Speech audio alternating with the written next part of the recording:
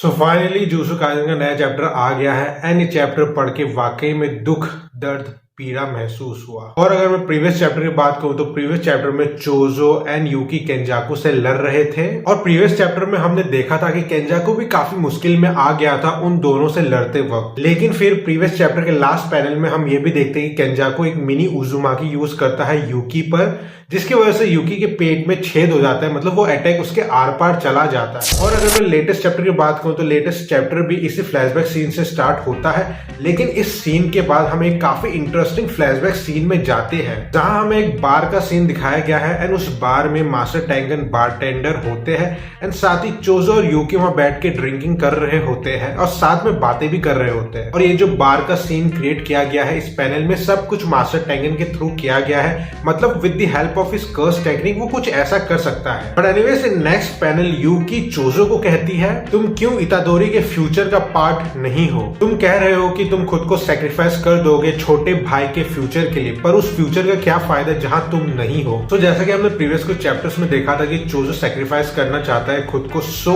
That इतादोरी का future अच्छा हो, उसका भविष्य सेफ रहे एंड दैट्स व्हाई यूकी ने ये सवाल पूछा चोजो से, बिकॉज वो हर वक्त मरना ही चाहता है इतादोरी के लिए। सो इन नेक्स्ट पैनल हम ये देखते हैं कि यूकी के बातों को रिप्लाई देते हुए चोजो कहता है क्या मैं इंसान नहीं हूँ? जब मैं और मेरा भाई पैदा हुए थे तब हमने रियलाइज किया कि हम एबनॉर्मल्स हैं, जिसकी वजह से इंसान हमें कभी भी एक्सेप्ट नहीं करेंगे और इसलिए हम लोगों ने कर्सेस की तरह जिंदगी जिया और लोगों को मारा और शिबुया में तो बहुत ही ज्यादा लोगों को मारा। इनफैक्ट वो मैं ही हूँ जिसने एसो और केचिजू को मारा है। सो चोजो की इस बात से ये तो क्लियर हो गया कि ये बंदा काफी ज्यादा इमोशनल हो गया है एंड उसे जितने भी गलतियां करी थी पास्ट में उस चीज का भी रियलाइजेशन उसे हो रहा है और शायद इसी के कारण ही चोजो अपने भाइयों की मौत का खुद को ही जिम्मेदार ठहरा रहा है। But anyways in next panel Choso अपने बातों को कंटिन्यू रखता है और कहता है अगर मैं इंसानों की तरह जीना चुनता तो शायद मेरे भाई जिंदा होते। तो इस सीन में हम चोजो को रोते हुए भी देखते हैं, ये बंदा काफी ज्यादा इमोशनल हो गया है, तो अब मैं क्या ही बोलूं। But anyways in the next panel हमें चोजो के थ्रू ये पता चलता है कि अगर चोजो और उनके भाई इंसानों की तरह जीना चुनते तो शायद से वो इतादोरी से मिलते और क्या पता वो चारों मिलकर किसी के लिए लड़ रहे होते। लेकिन चोजो ने कर्सेस वाली जिंदगी चुनी जिसके वजह से इतादोरी अकेला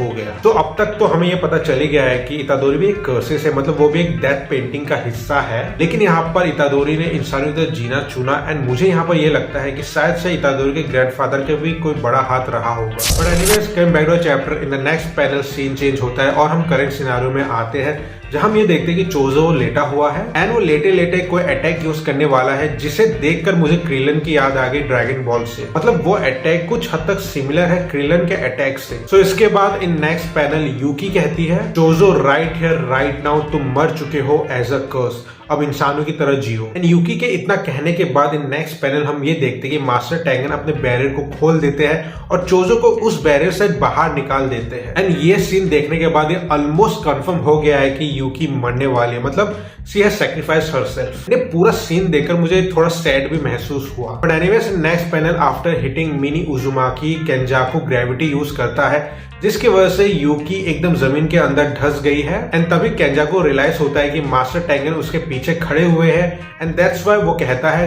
तुम यहाँ पर क्या कर रहे हो। एंड इसके बाद केंजाकू मास्टर टैंगन को देखकर स्माइल भी करता है एंड इसके तुरंत बाद इन नेक्स्ट पैनल हमें मास्टर टैंगन और सुकुना को दिखाया जाता है एक साथ, जिसे देखकर ऐसा प्रतीत होता है कि ये दोनों दिखने में सेम है। एंड ये वाला पैनल देखकर मुझे पर्सनली ऐसा फील हो रहा है कि शायद से मास्टर टैंगन सुकुना के बारे में जानते हैं या फिर इन दोनों का भी कोई पास रहा होगा। So after that in next panel master Tengen कहते हैं तुमने मुझसे पूछा था ना मैं यहाँ क्या करने आया हूँ, तो मैं यहाँ तुम्हारा ध्यान भटकाने आया हूँ। तो मास्टर टैंगन का इतना कहते ही इन नेक्स्ट पैनल हम ये देखते हैं कि यूकी केंजाकू का पैर पकड़ लेती है एंड देन वो एक black hole kind of attack use करती है अपने मास को इंक्रीज करके, जिसकी वजह से केंजाकू उस ब्लैक होल की तरफ खींचा चला जा रहा है। And then in next panel इसी अटैक को हम फुल पेज में देखते हैं और हम देखते हैं कि सब कुछ तबाह हो गया, मतलब जुजुत्सु हाई स्कूल तबाह हो गया, अंडरग्राउंड में जितने भी जगह है सब कुछ तबाह हो गया है, जो ये बता देते हैं कि यूकी का ये attack one of the deadliest attack है, मतलब one of the best attack है उसका। टू बी ऑनेस्ट यूकी का जो ये अटैक है ये कुछ हद तक गोजो के अटैक की तरह ही है, बस फर्क ये है कि यूकी का ये अटैक कुछ हद तक उसके लिए सेल्फ डिस्ट्रक्शन बॉम्ब की तरह है, मतलब जब उसने black hole kind of attack use किया तब केंजाकू के साथ साथ यूकी भी उस ब्लैक होल की तरफ खींची चली जा रही थी। तो आफ्टर दैट नेक्स्ट पैनल उस ब्लैक होल की वजह से हम ये भी देखते हैं जो मास्टर टैंगन का जो घर है वो पेड़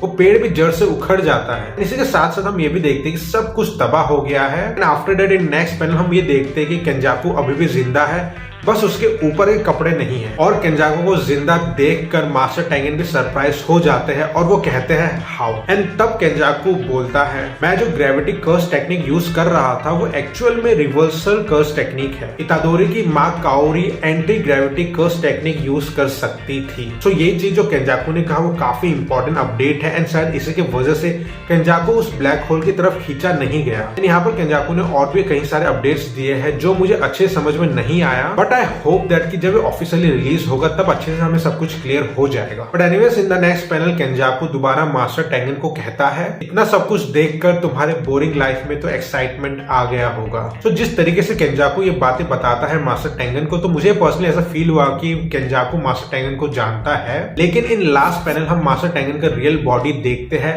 एंड तब केंजाकू कहता है फेयरवेल माय फ्रेंड। तो इस लास्ट पैनल को देखकर हम ये कह सकते हैं कि फाइनली केंजाकू सक्सेसफुल हो गया। वो जिस काम के लिए आया था वो काम उसने पूरा कर लिया, मतलब उसने मास्टर टेंगन के बॉडी को एक्वायर कर लिया एंड अब वो उसे कर्स स्पिरिट की तरह यूज कर सकता है। और साथ ही साथ ये भी क्लियर हो गया कि केंजाकू जानता है मास्टर टेंगन को, मतलब वो दोनों कई सालों से एक साथ रहे होंगे। बट ओवरऑल अगर मैं इस चैप्टर की बात करूं तो चैप्टर काफी बढ़िया चैप्टर था। बस यूकी मर गई शायद से, तो इस चीज का दुख है मुझे। लेकिन ये चैप्टर ये भी कंफर्मेशन दे देता है कि ये जो करंट आर्क चल रहा है वो शायद खत्म हो गया है। एंड मैं काफी ज्यादा एक्साइटेड हूँ मास्टर टेंगन, सुकुना एंड केंजाकू के हिस्ट्री के बारे में जानने के लिए। और इसी के साथ साथ मुझे अब ये लगता है कि शायद से हमें आने वाले चैप्टर्स में दूसरे कैरेक्टर्स की कहानी दिखाई जाएगी। तो इसके अलावा अगर आपने प्रीवियस चैप्टर का एक्सप्लेनेशन एंड रिव्यू मिस कर दिया तो जल्दी से ये वाला वीडियो देख लो। एंड बाकी अगर आप सोशल मीडिया पर अवेलेबल हो तो मुझे इंस्टा ट्विटर पर फॉलो करो, बातचीत करते रहेंगे। एंड बाकी वीडियो पसंद है तो लाइक से सब्सक्राइब वगैरह सब कुछ कर देना। तब तक के लिए मैं मिलता हूँ नेक्स्ट वीडियो में।